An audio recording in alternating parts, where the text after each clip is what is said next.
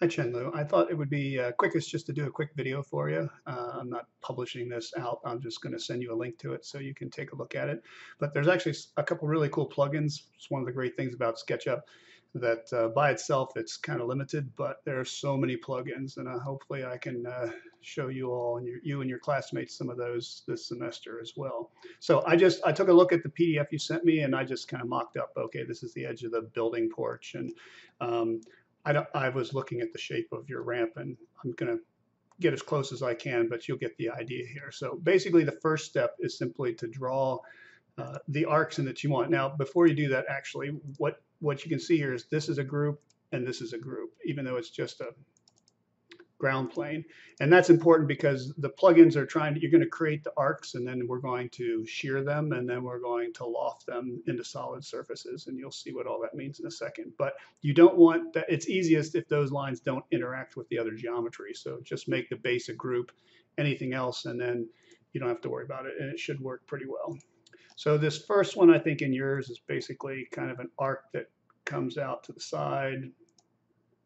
So something like that maybe. And then the second one is more like a line, comes out perpendicular. And then maybe you switch back to an arc. You have another arc here. Again, this may not be exactly what you have, but trying to get it close. And then I'm just going to end it there.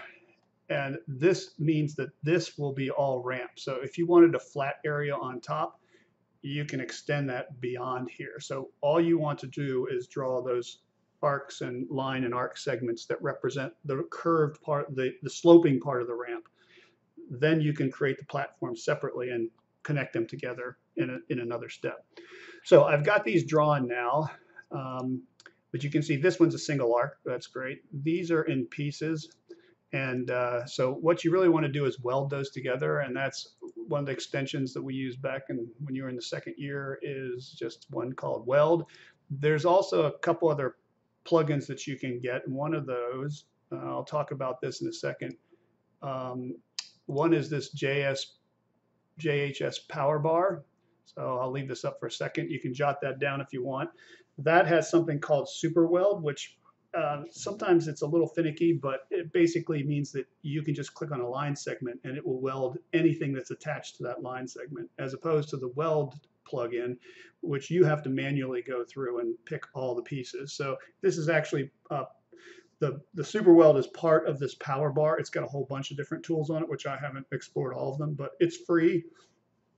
So if you want to get that, this website is sketchucation.com, and I'm logged in, I have an account. These are all free. There are some that cost money, but the majority are free. You just have to create an account so you can log in. So I would encourage you to get this. I'll probably supply it later on as part of the package when we start doing the SketchUp review. Okay, so let's just try that one. So this is like in 3 pieces. So what I'm going to do is come down here. This is the JHS power bar, and this icon here is Super Weld. So I'm just going to click on one segment and then click on this on the select tool to get out of that mode. Now when I come back and I click on it, it's all welded together. So that's what you want. You don't want a bunch of pieces. You want to weld those, and you can either use the standard Weld plugin, which is also available at sketchucation.com, or that Super Weld, which saves you a little time for selecting everything. So now I'm going to select both of those edges. You don't have to have lines at each end. That's not necessary. And then I'm going to use another plugin, which is this one here. It's called Freedo Tools. It's version 3.2D. And again, it's on sketchucation.com. Now, in order to use this, you have to install 2 plugins.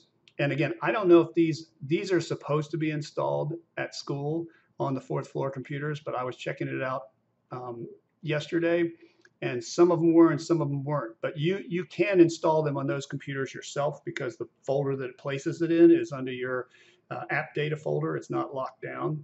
I did get a few error messages here and there when I was doing it, but eventually everything was working right. So to use this one, however, if you scroll down, you'll see down here there's this library lib Freedo 6 V8.1 or above. If you click on this link, it will take you to that page and you can download that. So you install this first, then you install then you click download over here and you install the Freedo Tools. And to do that in SketchUp, it's pretty easy now. It's just you go to Window, Extensions Manager, and you just click install an extension. And so these are in my downloads folder. They're RBZ files. If you don't have that showing, you can adjust Windows so it shows the extensions. And so you find the one you want. There's the JSS power bar, and you just hit open and it will install it. Usually they become available right away, but sometimes you have to restart SketchUp in order for them to show up. And remember, if they don't appear here, you can find them by right-clicking anywhere on the tool palettes, and you can locate. If it's unchecked, it means it's not showing. So then you can turn it on, or you can go to View, Toolbars, and scroll through the list here to check it out. Okay, but since I already have this installed, I'm just going to select, Shift, select this, click on Freedo 6 Tools, and there's one called Curva Shear. This shears curves along the path. I think I was messing around with this and maybe make that 8 feet. It was a little tall before. So you set a top height, leave the base at 0. Now in this case, I don't even know what this is, but if this was 2 feet tall or a foot tall, I'll just put in 1 foot. And then down here, I don't really know how to predict which way it goes, so usually I just click OK. So in this case, you can see it did it the wrong way. I have some thickness here, so just undo that. Excuse me. Undo that, reselect them. It probably has to do with the direction they were drawn. Do the same thing, come down here and say reserve. If whatever this is, it's no now. I'm going to set it to yes, click OK. And now you can see it's created that ramp as an outline form, okay? And since I have everything else selected here, I can just, the next step is to select all those pieces, and you can see it's put the edges and everything in there.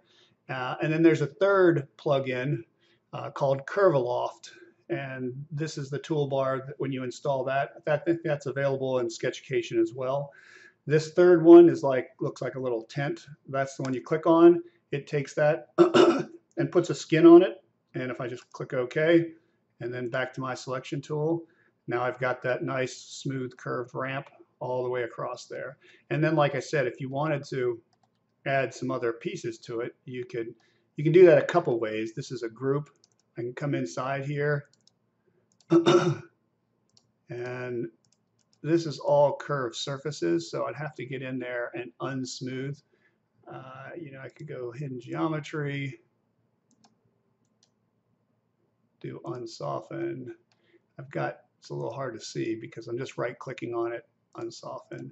Okay, you can't really see it because these lines are the original lines that are still on the outside of the shape, but I just put the cursor over it, right-click, chose unsoften, and maybe I'll do this one and do the top one.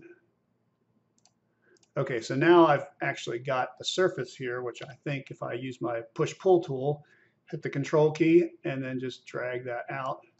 And, you know, if that's not exactly the way you want it, you could take that face and move it a little bit over that way. Or you could just reconstruct that. You could make that from scratch. And, you know, then if you want to pull this over, I could just select this, use the move tool, kind of pull that out along that line and get that to the shape you want. Okay, so that's how you add kind of the platform in there. Now the nice thing about this, I'm going to turn the hidden geometry back off, is that the original geometry is still there, and you can see you know, the views like you were taking in your model. It's nice and smooth and curvilinear. Now because I have these lines here, there's another plugin which I can just come in here. Well, I can't select that one because it's a group, so I'll do these first. So I just select those lines. There's another plugin called Extrude Lines, comma, vector by 2 points. And then I just come in here and say, okay, here, that's about 3 foot 3 inches. And there you go. Now we got railings extruded up. And this is in here, so I could do the same thing. Just come in and select each of these lines. Choose extend lines. Now in this case, I'm just come here and snap right to there. And then there we go. We've got railings if you want those for your ramp as well. And if you want to give them thickness, like if they were, you can come in here, select that surface, and use our joint push-pull. So I can come in here, click and drag, maybe make that 6 inches. Okay, let's undo that last one. Okay, that one, come in here, select the surface first, joint push-pull, and pulls it out, just do 6. And click out here, and now we've got thickness to those walls. Now in this case it kind of pulled it inside out, so if that happens you can select that, do the joint push-pull, and then hit the control key to copy that and just snap it right to the edge there. Well, I didn't snap it quite to the edge, but there you go. Yeah, okay, let's try that again. Joint push-pull. Still had the control option. You can see the little plus there. I don't really want that plus. I'm going to tap control again. There we go. So now I can snap that to that surface. And it's back lined up, and I still have these little pieces left over there, but you can get rid of those. Anyway, if I did it right the first time, it should just look just like this one over here. It just gives you a way to extrude those walls if you want them. So not only can you create that nice smooth ramp, but you can create walls and edges just by using the lines.